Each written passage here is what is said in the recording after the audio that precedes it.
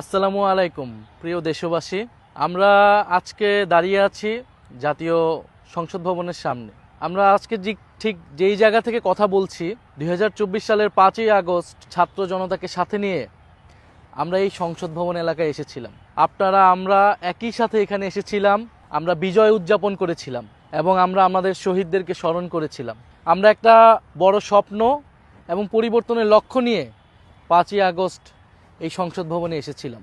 আমরা প্রতিশ্রুতিবদ্ধ হয়েছিলাম যে বাংলাদেশকে আমরা পরিবর্তিত করব, একটি বৈষম্যহীন বাংলাদেশ, একটি গণতান্ত্রিক বাংলাদেশ প্রতিষ্ঠায় আমরা সামনের দিকে এগিয়ে নিয়ে যাব। আমাদের সেই স্বপ্নের অনেক কিছু হয়তো এখনো পূরণ করা বাকি রয়ে গিয়েছে, কিন্তু আমরা সেই লড়াইটা এখনো থামাই নাই।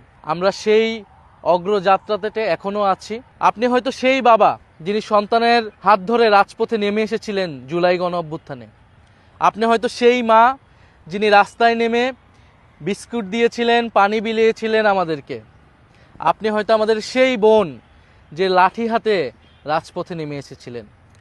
আপনি হয়তো আমাদের সেই ছাত্র ভাই, সেই সাহসী তরুণ যোদ্ধা যিনি বুলেটের সামনে দাঁড়িয়েছিলেন বুক পেতে। আমরা সবাই রাজপথে নেমেছিলাম, আমরা সবাই আশায় বুক বেঁধেছিলাম। আজকে গণ অভ্যুত্থানের ১.৫ বছর পরে আমরা হয়তো অনেকেই একটু আশাহত। আমরা হয়তো ভাবছি আমাদের অনেক স্বপ্ন প্রত্যাশা বাস্তবায়ন হয়নি এবং হয়তো হবেও না। আবার অনেকে এখনো স্বপ্ন নিয়ে আছেন, বুক বাঁধছেন। আমরা জাতীয় সংসদের সামনে আছি। এই সংসদ যে কোনো দেশের জন্য অত্যন্ত গুরুত্বপূর্ণ একটি প্রতিষ্ঠান। এই সংসদ থেকেই একটি দেশের আইন প্রণীত হয়, সংবিধান নিয়ে কথা বলা হয় এবং দেশকে দিক নির্দেশনা দেওয়া হয়। জনগণের ভোট নিয়ে জনপ্রতিনিধিরা সংসদ ভবনে আসে। আমরা এই সংসদ ভবনকে দখলমুক্ত করেছিলাম ৫ই আগস্ট। যে এই সংসদ ভবন জনগণ থেকে বিচ্ছিন্ন হয়ে গিয়েছিল, জনগণের প্রতিনিধিরা এখানে ছিল না।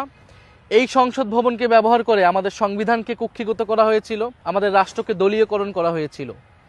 এই সব কিছু থেকে মুক্ত করতে কিন্তু আমরা ৫ই আগস্ট সংসদ ভবনে এসেছিলাম। সামনেই